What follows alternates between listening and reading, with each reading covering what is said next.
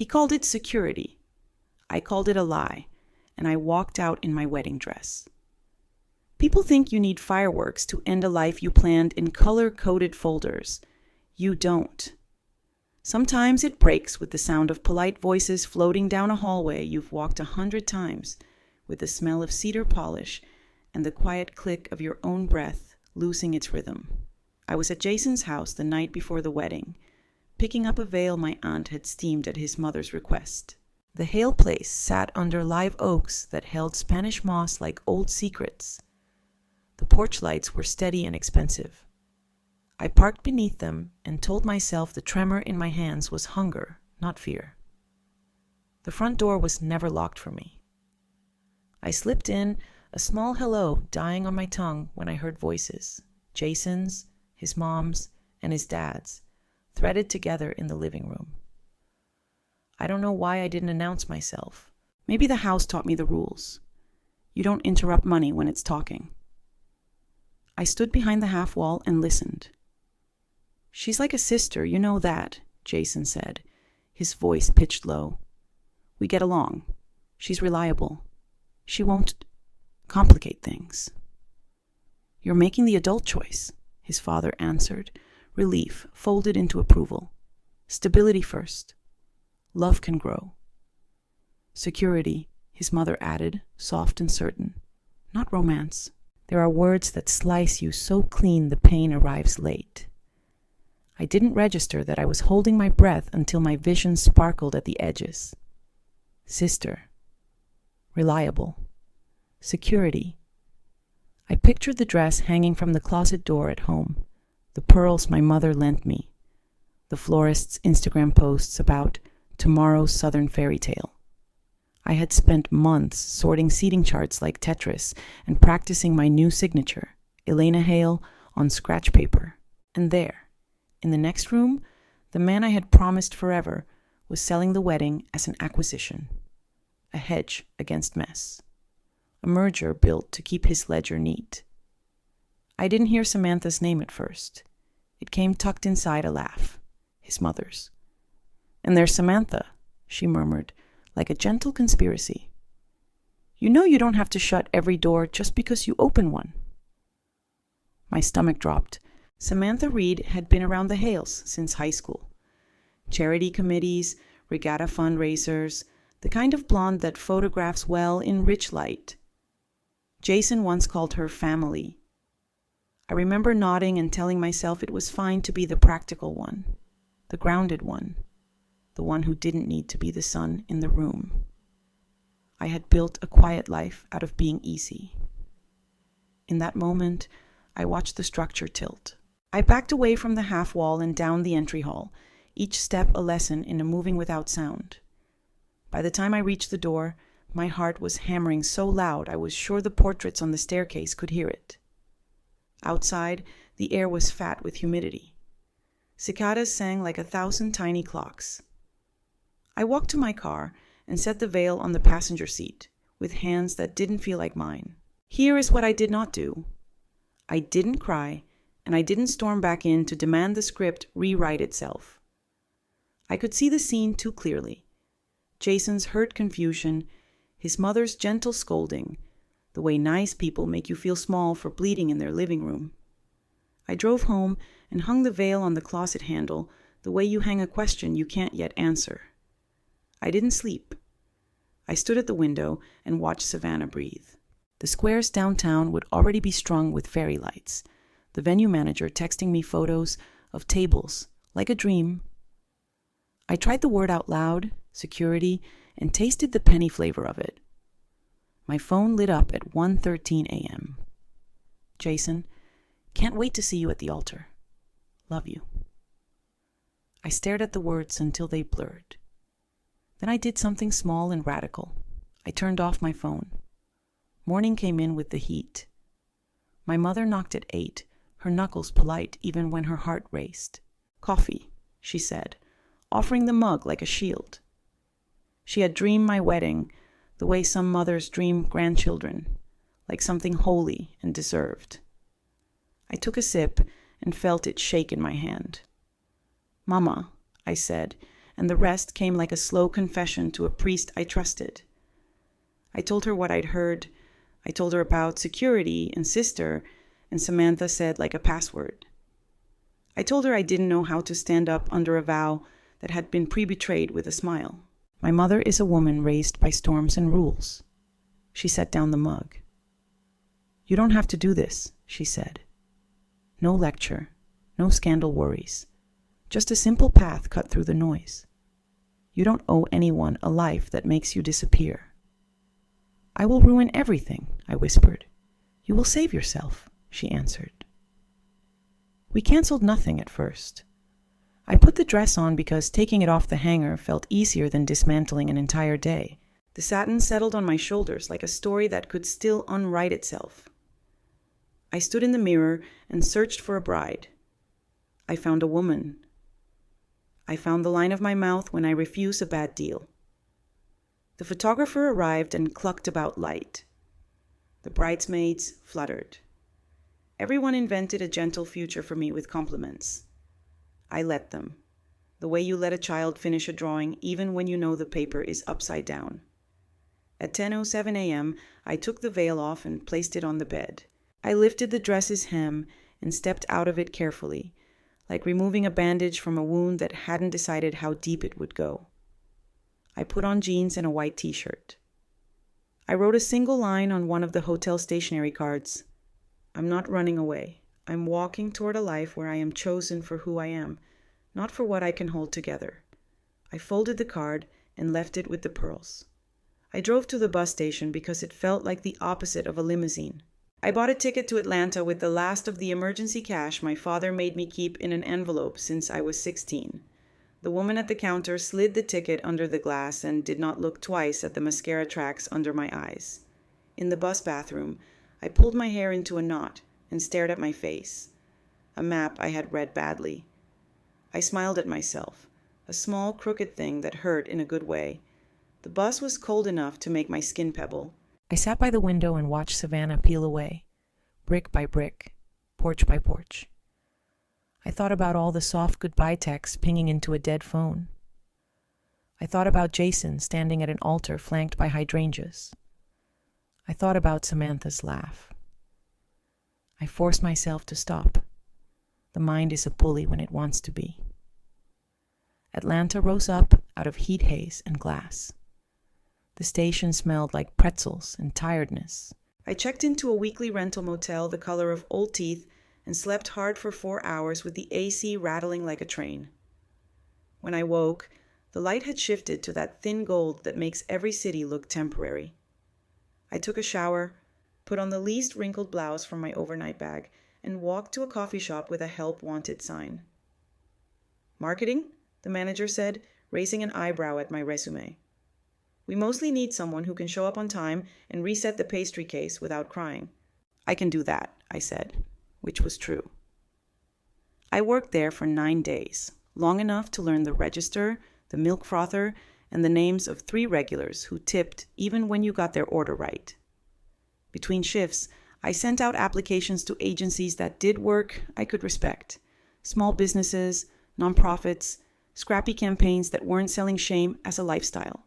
On day 10, a boutique shop on Peachtree called me in. The creative director, sharp bob, sharper eyes, looked at the gap where a wedding should have been on my calendar and didn't ask. We have a 3-month probation, she said. We pay less than we should, and we expect more than we say. Are you in? I'm in, I answered, loving the clean honesty of it. Probation is just a fancier word for test. I learned to pitch quick and design cleaner, to translate client panic into actionable lists, to push back without flinching. I learned the city by bus routes and office door codes, by the taste of street tacos at 11 p.m. after a deck finally exported without errors. I learned that I liked the version of me who ate dinner alone without apologizing for it. I did not call Jason. He did not call me. At least not on a phone I intended to turn back on. I wrote to my mother every other night and told her true things.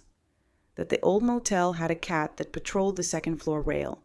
That the bus driver on the 110 route sang along to oldies. that I had started sleeping without waking to check if my future was still there.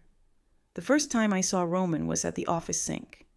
He was rinsing a mug that said, "World's Okayest Strategist," and humming something that might have been Neil Young or just boredom.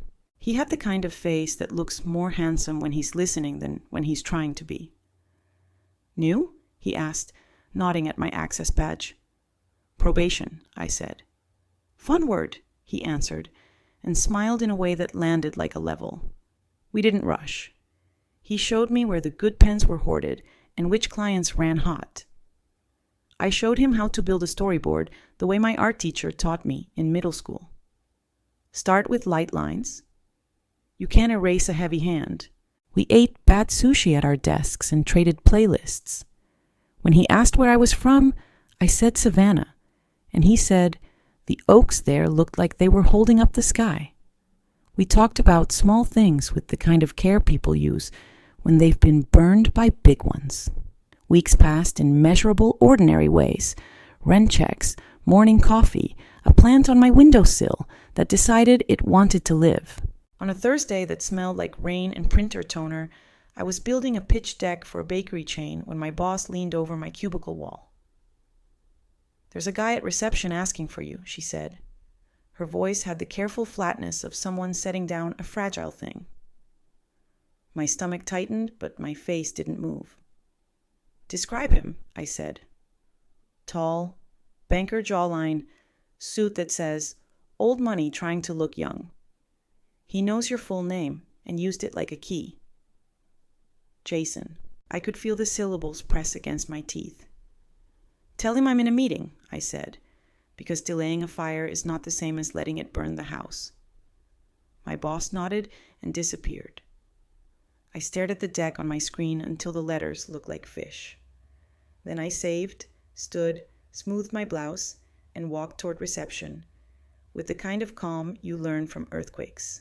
Slow, certain, like you belong to the floor more than it belongs to you. Jason was exactly where I expected him to be. Centered, composed, wearing the navy blazer that photographs him as a good decision. He turned when he sensed me and let relief flood his face like he had been waiting by a shore only he knew the map to. "Elena," he said, the name warm in his mouth as if it had never tasted of metal. "Thank God. I've been trying to—" I put up a hand. "You can talk for 2 minutes," I said. "Then I go back to work." The receptionist pretended to be very interested in her keyboard. He faltered a little, unused to the choreography where I called the first step. "You disappeared," he said, and if he heard the accusation in his own voice, he didn't show it.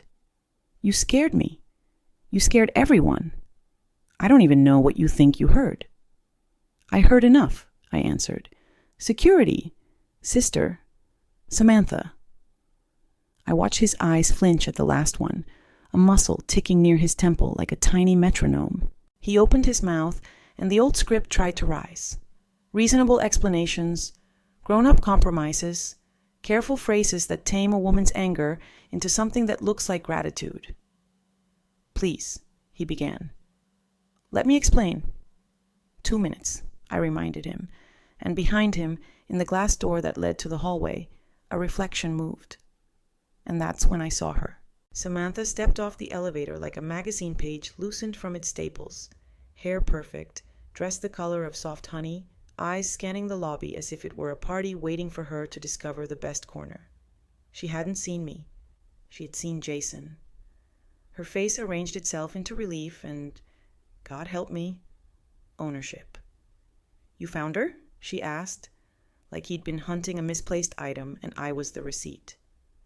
Something inside me steadied. Not anger. Not the hot, reckless kind that makes you toss glasses in movies. This was colder and cleaner, like water settling after mud. "Your 2 minutes," I told Jason, just became 30 seconds. "Elena," he said quickly, leaning forward as if proximity could rewrite definitions. My parents were old-fashioned. I was nervous. I said things I didn't mean. I said them to keep the peace. I love you. I chose you. I would have chosen you at the altar. I still can. Samantha reached us in 3 sharp heel clicks. She smiled in a way that lit nothing. We should go, Jason, she said. Then to me, warmer, it's better for everyone if loose ends are tied with kindness. I almost laughed. Loose end. I thought of the veil on the bed and the note beside the pearls. I thought of my mother pressing coffee into my hand like a blessing and telling me I didn't owe anyone a life that erased me. I thought of a bus humming north and a motel cat that guarded the rail like a soldier. I thought of Roman's playlist and the plant on my windowsill choosing to live. There are moments the whole map of your life folds small enough to fit between 2 heartbeats. This was one. Here's the kindness, I said. I heard you. I believed you. I left. I'm not going to let you retroactively upholster a lie and call it a couch we could sit on together. I don't live in that house. Samantha's smile thinned. You're being dramatic. I'm being precise, I answered. Jason tried again, a softer register, the one he used when coaxing waiters to produce off-menu items. What if we stepped outside? Just the 2 of us? No, I said, and turned to the receptionist. Please let security know we're done here in... I checked the wall clock. 10 seconds. Roman's reflection replaced Samantha's in the glass door, not because he was eavesdropping. He was just there, heading out with his laptop bag. He took in the scene with one sweep and did nothing. Exactly the right thing. He nodded once at me like a spotter in a gym confirming you had the weight. Time, I told Jason. Whatever you decide to marry, stability, nostalgia, Samantha, that's your story. This is mine. He stared at me, at the space I wasn't giving back, then did the thing men do when they've practiced being reasonable more than being honest. He sighed, nodded, and moved toward the exit as if he'd chosen it. Samantha followed, leaving a trail of perfume that reminded me of wedding bathrooms and women adjusting lipstick in borrowed mirrors. The door hissed open and closed. The receptionist exhaled. I went back to my desk, opened the deck, and finished the slide about seasonal flavors, like the world had not shifted 1 inch under my feet. That should have been the end. It was, in the ways that mattered.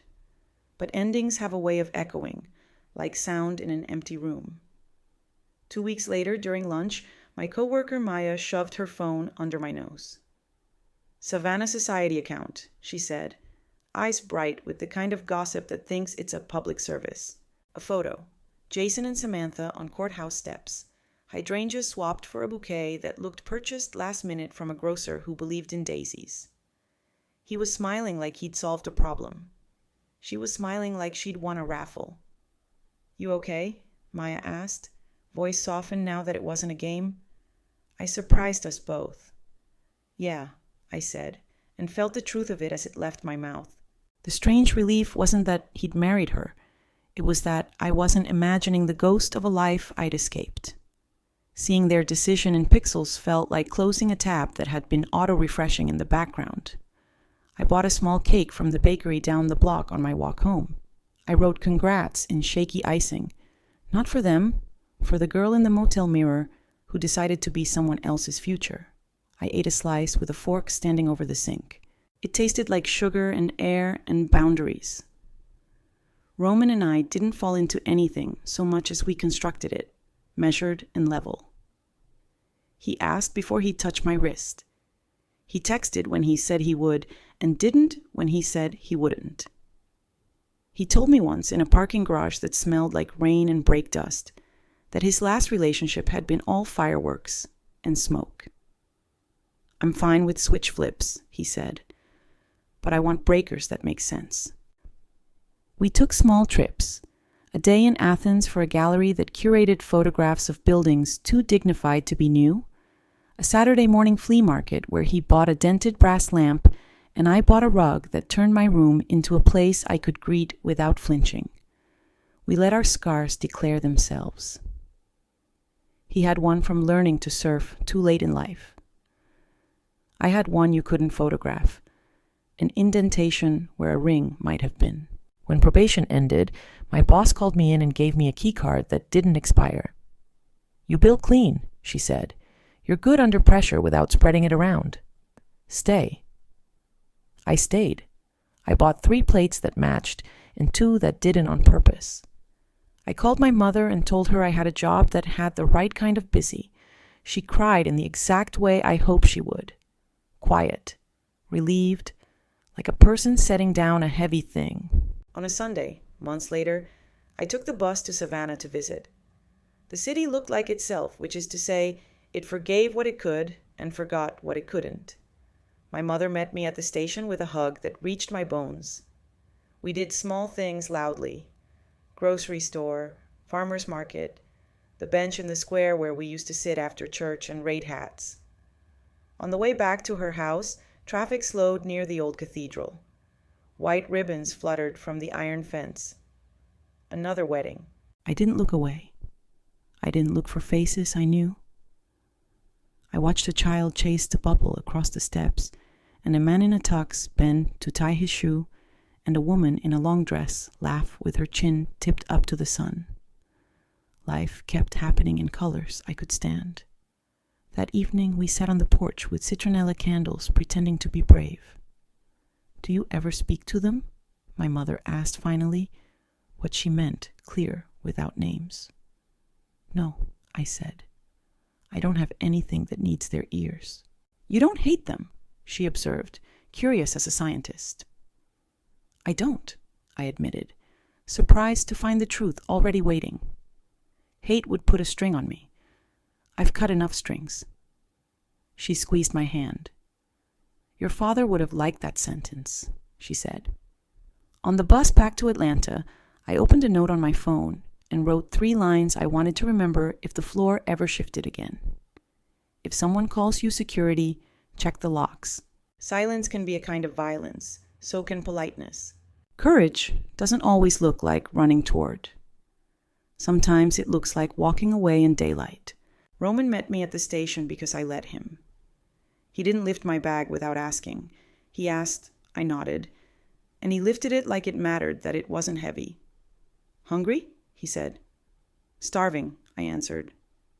We ate at a diner with a cracked vinyl booth and a waitress who called everyone sweetie without condescension. We split a slice of pecan pie and talked about nothing critical. A podcast where 2 historians argued about who invented brunch, a stray cat that had begun policing our office parking lot.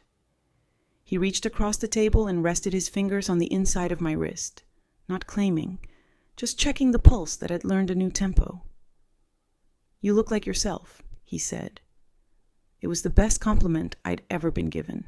Later, in my apartment, the plant on the windowsill had put out 2 shy leaves I hadn't noticed. I watered it and told it not to get cocky.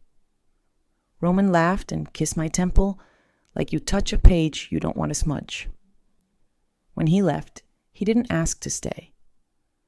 When I texted home, he sent back a house emoji and then, after a beat, "Good job." 2 words that in the right mouth beat out every poem. You want a moral? People always do, even the ones who pretend not to. Here's mine. I wasn't a runaway bride. I was a woman who recognized the scaffolding of a life she didn't want to live inside and chose, early, to step back before it hardened into walls. I don't know whether Jason and Samantha tell a version where I am cruel. Maybe they do. Maybe it helps them sleep. I don't need to be kind in their story. I need to be true in mine. Sometimes, when a bus slides past my block at night and the windows catch the light just right, I see my reflection layered over strangers, and I remember that morning, the veil on the bed, the card with my tight handwriting, the way Savannah looked from a moving seat, like a memory already letting you go. I don't regret the dress, or the hydrangeas, or the playlists we made to choose walking music for an aisle I never took. I don't regret the girl who wanted to be picked because she was good at holding things together. She got us here.